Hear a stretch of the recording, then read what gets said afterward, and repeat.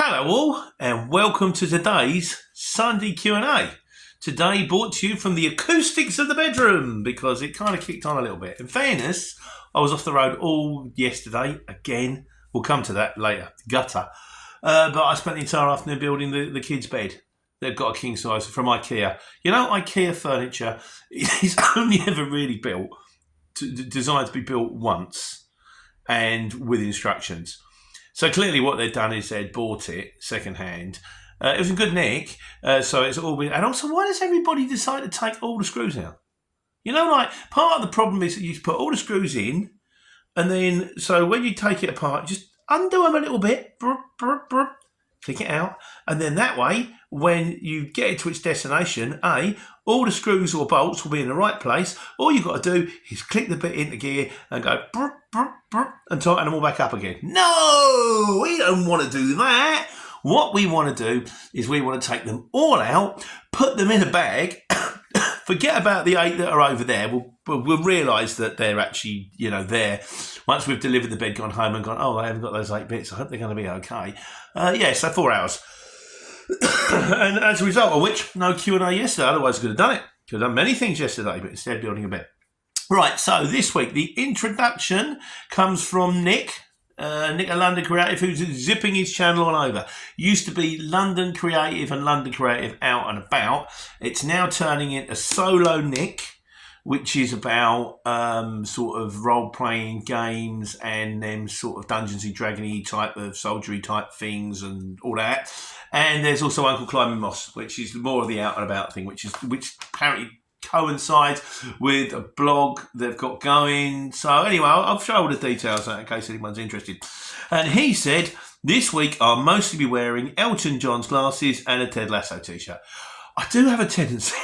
I like the glasses. So these are my normal. These are my sort of Colin Firth, Kingsman, Tinker Tailor, Soldier Spy, brown suit, orange shirt, smoking lots of fags glasses.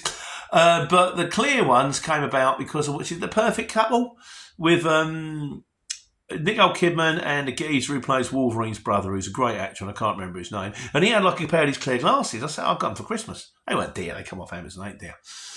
He had like a linen shirt. I thought he looks cool. I mean, the fact that he's sort of like, obviously goes down the gym 5 times a week, has got half my body weight, and he's actually, all his hair and his teeth are nice, and he's actually much better looking than me, has got nothing to do with it. It's all about the glasses, so I've got a pair of glasses.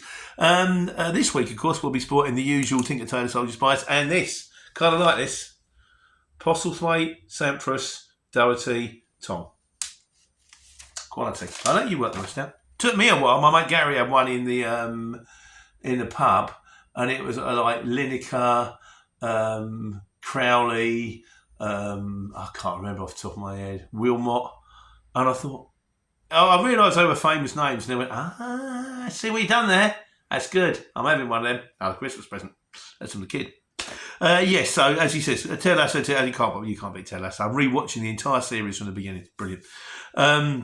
It's a style, I guess. He said, I had a Mini called Coo. The number plate was Coo67V. It was named after my favourite photographer's Coo style. I knew she was a model for the page 3. I didn't know she was a photographer. The same one that went out with Prince Andrew. Yeah, Princess Coo. I ripped the door off one day when reversing to a parking space. The door swung open and went and caught on the parking meter. He also still met Suggs. He said, weird things your videos remind me of. Yes, thank you, Nick. Anyway, so what we'll do is we'll do some links out to his guy. And also, don't forget, Steve is out there doing his thing as well. So, but I haven't got around to talk the links out because I'm hopeless. I'm sorry, Steve. I'm just not good at this stuff. So, right, question of the week.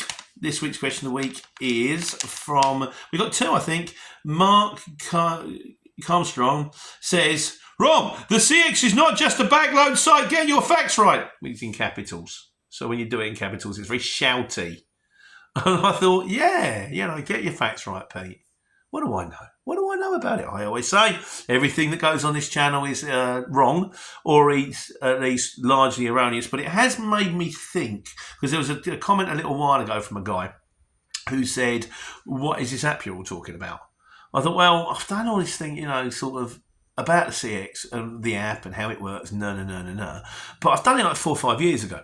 So when you go to that video, you'll see the video's 4 years old. And you go, oh, that's 4 years old. That's no bloody good, is it? It's rubbish. Get rid of that. So I will probably do a whole new series of videos about what the CX is, how the app works. Now, if you've done it all before and you don't want to watch it, you can fast forward it. And let's face it, the main reason I'm doing it is because it's chances I'll get a lot of views. Because if you go, what is this? If I always say the two things are, how much money can I make on the CX? And I've had a disaster. We'll come on to I've had a disaster this week. Again, this week's disaster we'll get to. Are the two that get the most. The one that gets more, which one gets more out of the two? I've had a disaster. People love a Schadenfreude. So, but I'm going to do a few more. I'll do, just bring them up to date. And I know what I'm doing a little bit more now. Is it a backload site? Do you know what? Is it a backload site? I think you're asking the wrong question. It doesn't matter what it is. The question is, does it work? That's what you want to be asking. But anyway, so I'll probably do one of those. I did mean to do it to launch it this week, but I didn't get around to it, despite the fact I've had plenty of time. I was building a bed. What can you do? So, and also the other question of the week, because that's obviously not an oxymoron. Is that right, oxymoron? No, it's not oxymoron. I can't remember the word for it. One for the wise guys there. What's the thing where it's not right? You say, I'll have the biggest half. You can't say I'll have the biggest half. It's half. Wasi Rashad says, what happens if you break down with a load on board? Now, that's a very sensible question. So that one we're definitely going to have to do. But I will just do the other one because in it for the money. So, which brings us on to last week's mistakes. Neptune Courier, our mate Neil, the ADR guy, our man in Scotland, says, hi Pete.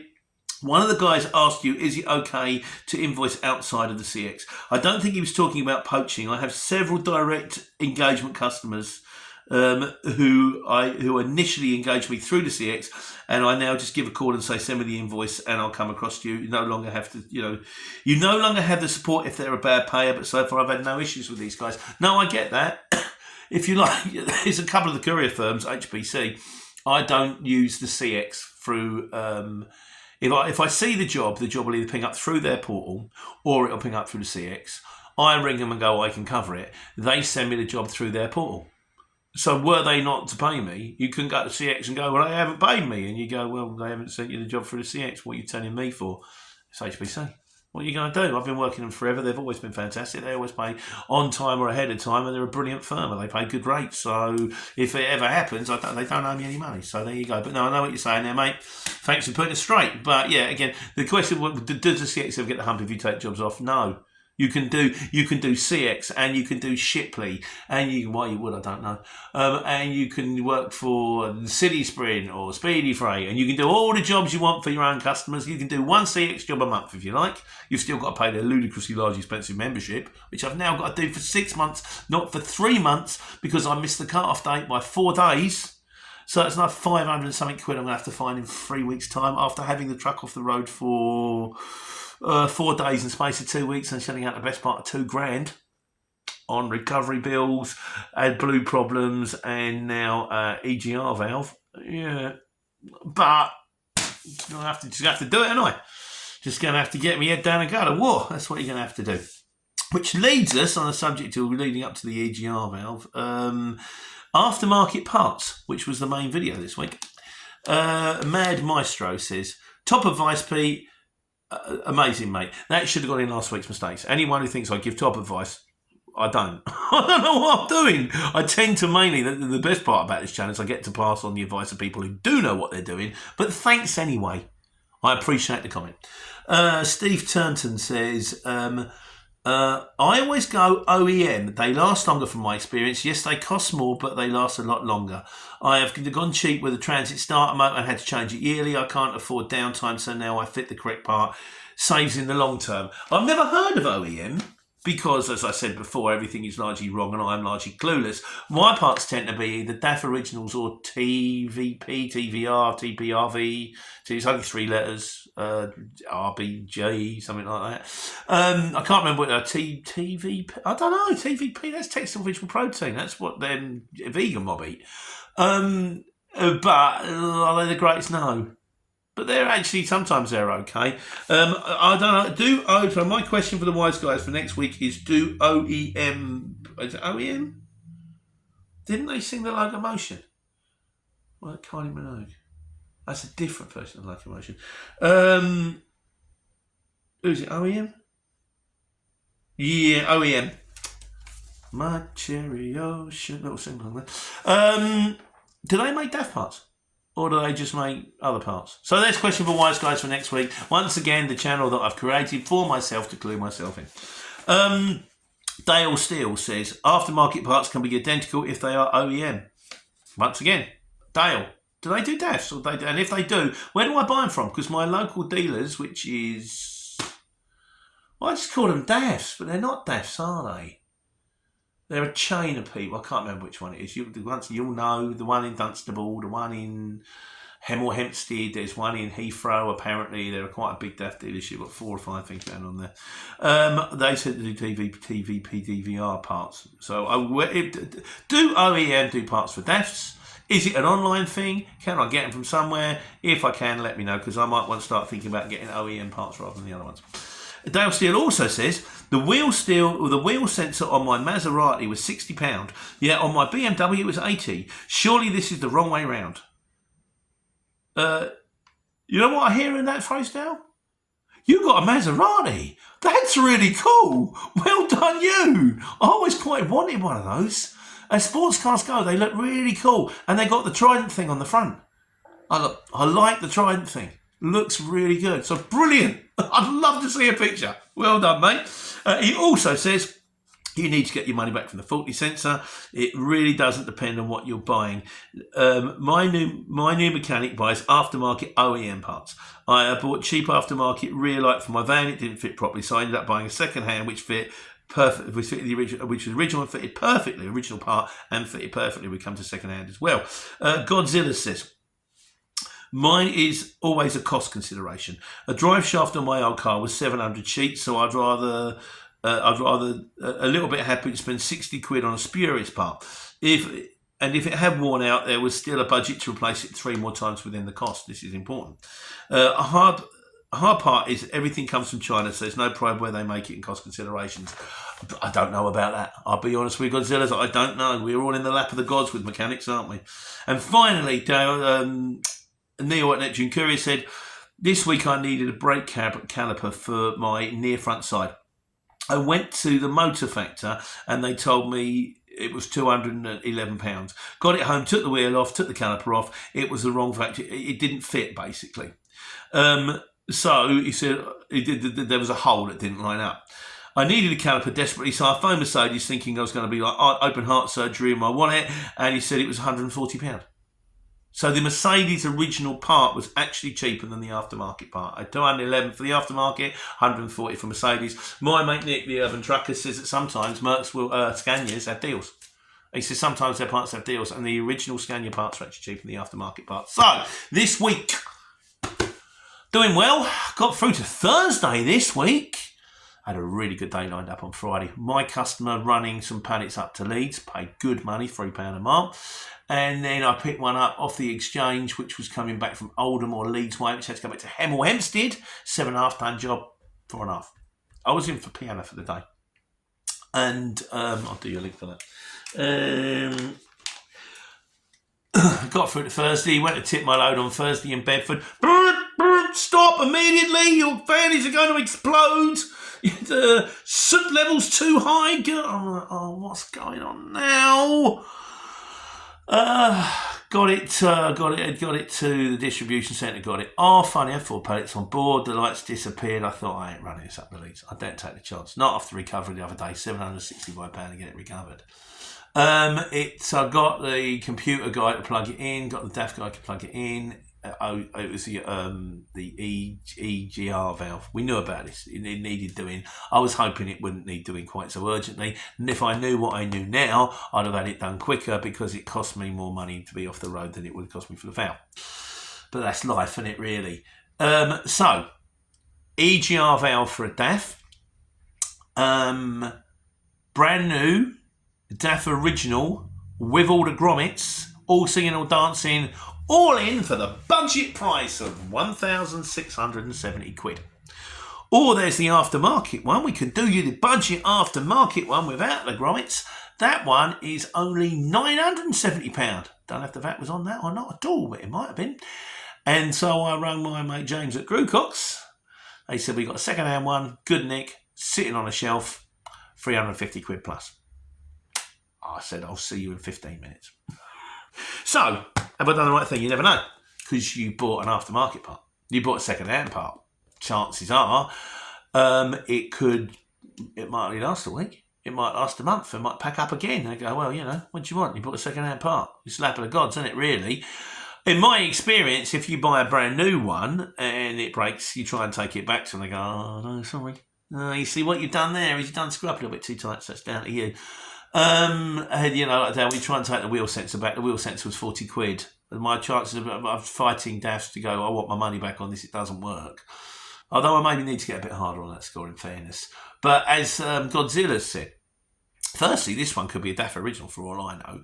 I trust Conc. They've never let me down and never intentionally let me down. If this one lets me down, it won't be their fault. So if they say it's in good nick, I believe they're in good nick. They're lovely, lovely people. At 350 quid, I can replace it 5 times for the price of a DAF original.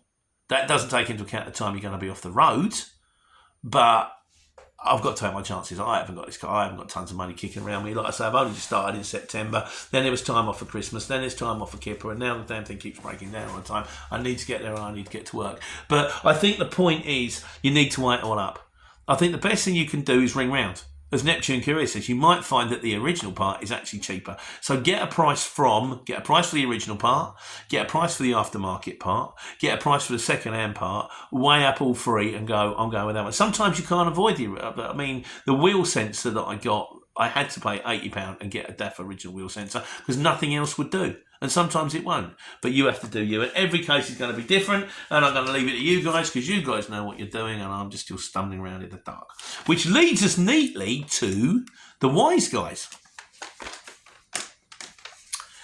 And this week's Wise Guys, we've got to keep moving forward, says... all right, mate, I'm looking to get an Isuzu Crafter 3.5 tonne extra long wheelbase flatbed. In your experience, do you think there would be a good choice? This would be a good choice for the courier exchange. I'm looking to make the jump soon, but heard mixed things about the CX lately. You're always going to hear mixed things about the CX. I'm finding it quiet at the moment. I think it's a lot of money to join. I'm still going to do it. If I've done the maths on it, I've only got to do 2 jobs a week for it to pay for itself, and I do more than that. I do most of my work on the CX. As for flatbeds, we have done a video. I'll do you a link to specialist vehicles on the CX. And if it's a high-ab, and if it's a flatbed, or if it's a lorry box, or if it's got a cantilever tail lift, if the right job is on there, you'll get good money for it. But chances are the right job won't be on there. And a lot of the time we go, no, sorry, mate, we need a van. No, sorry, mate, we need a curtain, sorry. No, sorry, mate, needs a tail lift. You're going to lose more than you're going to gain. That's the truth. There is a more in-depth video. I've done the link. Check on that. But the answer is, I would only ever, if you got a flatbed, I would try to focus on people around you that might need a flatbed and try and work at. I wouldn't bother. I wouldn't focus on the CX. I would actually, if you're going to go for a specialist vehicle, I think you're going to have to concentrate more on finding the work, which is time-consuming but could be more lucrative in the long run and possibly less grief. Trucking About with Steve, who's got his own channel, Trucking About with Steve, it says you can sit, because we're on Wise Guys, aren't we? You can sit speed awareness courses in the same area multiple times, and you can do it online too, which would be handy, because if you get caught speeding in York, you go, can I do this online, please? Because it's a very long way for me to go up to York to do the courses. And Nia Wilson says, speed awareness courses are often taken in the area offence committed, which I suppose because it brings in money for their borough, which is fair enough. He says, simple, don't speed. That is the point. There's the speed limit. That's why you have speed limiters. The other night I'm doing on the A66 at 4 o'clock in the morning doing under the limit. The limit should be 50, but it dropped to 40 for safety reasons. Truck wanting to go faster, sees 50 mile per hour sign, didn't see the 40 mile per hour sign, decides to go, puts his foot down, overtakes me. The next thing, blue lights, and he's so he thought it was an ambulance, let him go through, and soon realised it was the police that passed me. Next thing, the HGV is lay by further on, and so with the police in front, he said, people, please don't rush. I take on board everything you say, and you're dead right. I've actually checked my licence. I've now got a clean licence. I've got 3 points on, but they're 4 years old. So in a year's time, I say clean licence. In a year's time, they're not even on my licence. Not even. I don't understand. They're active for 3. I do understand. They're active for 3 years, but on your licence for 5. It's so they do the insurance. I do my very best not to speed. I don't even do 52 in a 50 because they allow 10%. No, I do 50. Because if you get done for doing 2 miles over, you're going to get the right needle. It's just not worth it. The only problem is sometimes you're not aware of speed limit. I mean, I got caught once. I was going through Yorkshire, and it was 50, 30, 50, like that. And there's an industrial estate over there, and there's a camera set for it. It was almost like a trap, if I'm honest.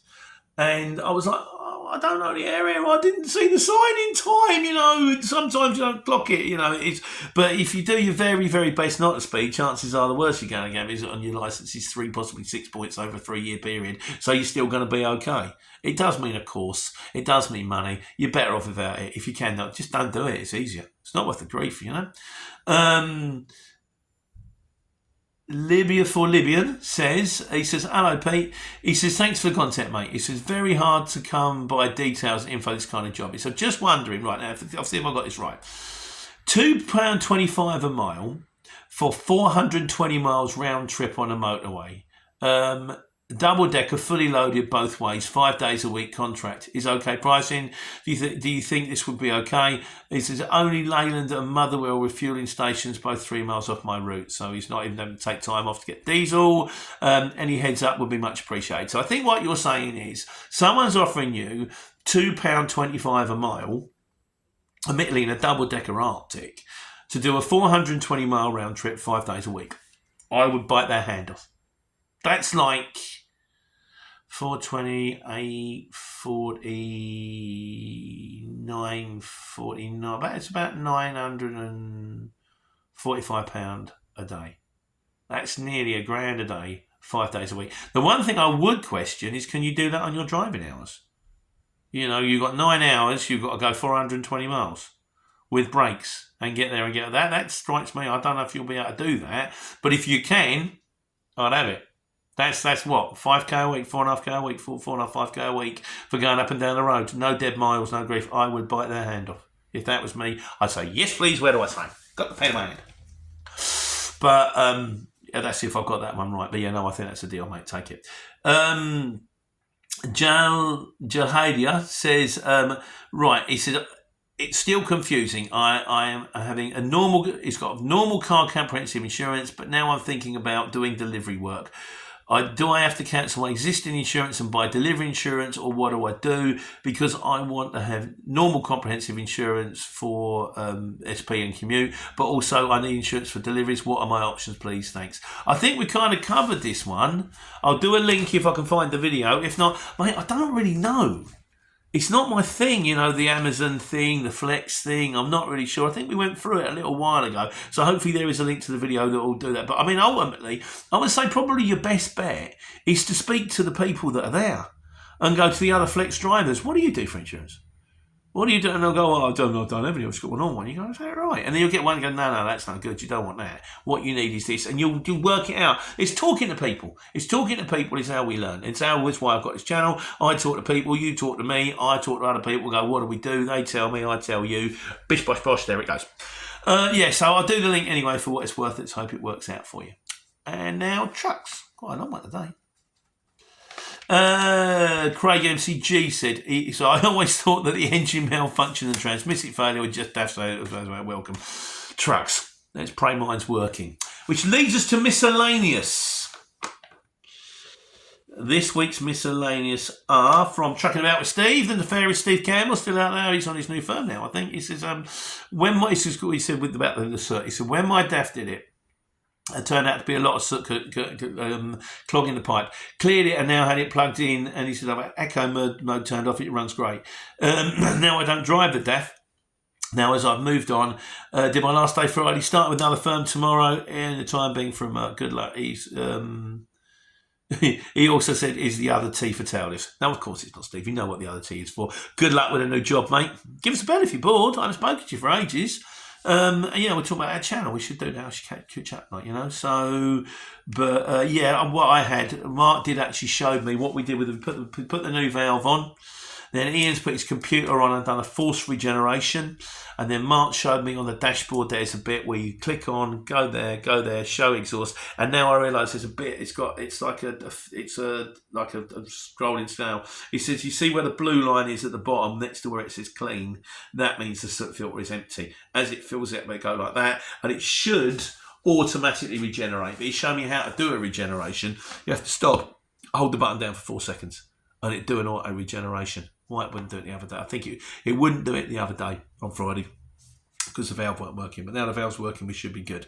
Willie Bob said, what is a jigsaw van? I'm not the only one. Willie Bob's jigsaw van is what I've got at the moment. You buy a van which isn't particularly new, and slowly but surely you replace all the parts. I've done a video on it. There it is. We'll do you a link. But yeah, the jigsaw van. I'm a big fan of the jigsaw van. You'll see if you watch the video.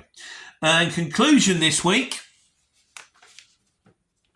Ricky Davidson says, have you ever considered an ayahuasca retreat, Peter? So I Googled what an ayahuasca retreat is, because clearly I had absolutely no idea what that is.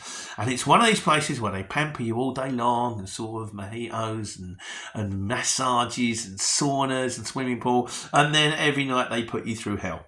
Well, I've got my own ayahuasca retreat. The only difference is mine's 24 hours. I don't need the pampering. I just go grief all the time. Oh my God, it's beeping at me again. Well, hopefully it won't beep at me this week, because I've got to seriously get my head down and do some catch up. So, keep your fingers crossed for me, guys. Let's hope that Tiffany finally starts playing the game, because this week I need to get out there, because I need to take care and take money.